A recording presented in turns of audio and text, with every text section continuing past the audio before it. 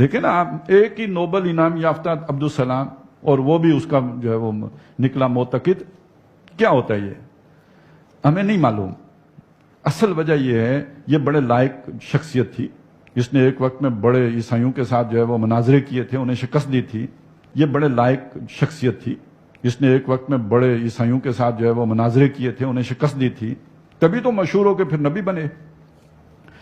جو توحید کے اوپر اس شخص کا لٹریچر ہے نا، با کمال لٹریچر ہے. توحید کا استدلال کمال درجے میں ہے. جو توحید کے اوپر اس شخص کا لٹریچر ہے نا، با کمال لٹریچر ہے. توحید کا استدلال کمال درجے میں ہے. مولانا عبد الماجد دریابادی کا نام آپ نے سنا ہوگا. وہ کسی وقت دہریے ہو گئے تھے.